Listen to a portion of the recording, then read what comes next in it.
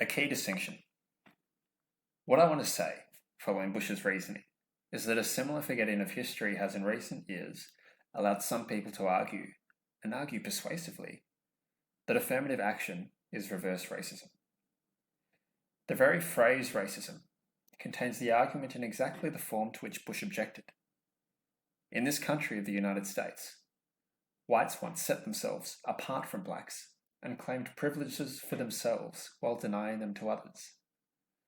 Now, on the basis of race, blacks are claiming special status and reserving for themselves privileges they deny to others. Isn't one as bad as the other? The answer is no.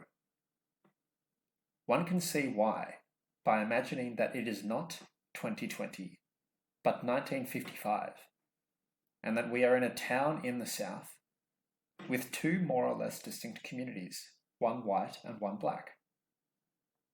No doubt, each community would have a ready store of dismissive epithets, ridiculing stories, self-serving folk myths, and expressions of plain hatred, all directed at the other community, and all based in racial hostility.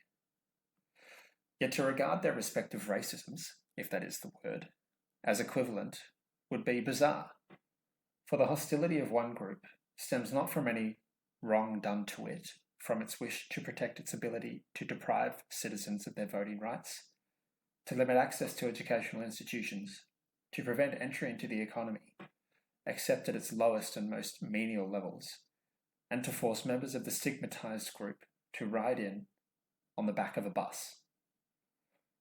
The hostility of the other group is the result of these actions. And whereas hostility and racial anger are unhappy facts wherever they are found, a distinction must surely be made between the ideological hostility of the oppressors and the experience-based hostility of those who have been oppressed.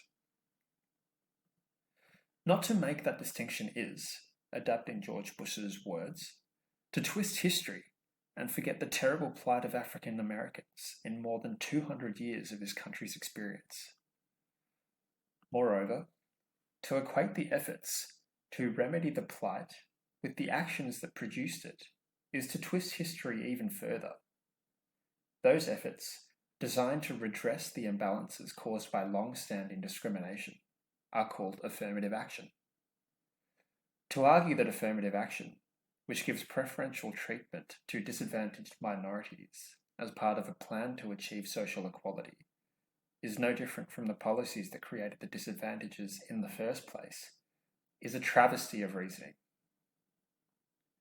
Reverse racism is a cogent description of affirmative action, only if one considers the cancer of racism to be morally and medically indistinguishable from the therapy we apply to it. A cancer is an invasion of the body's equilibrium, and so is chemotherapy.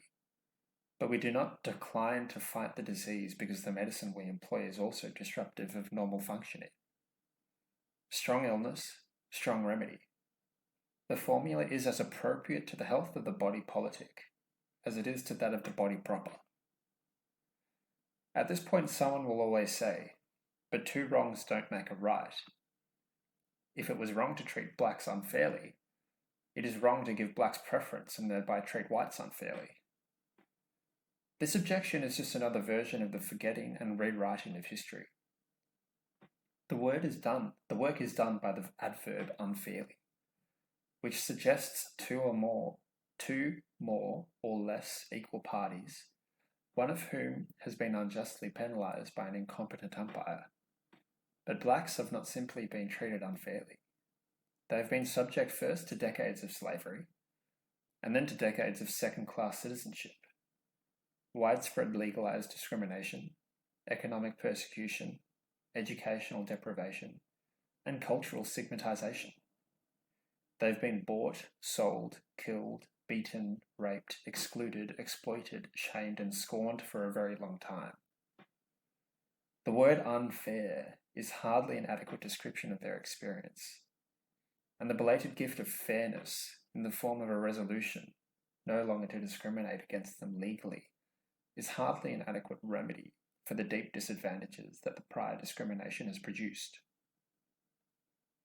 When the deck is stacked against you in more ways than you can ever count, It is a small consolation to hear that you are now free to enter the game and take your chances.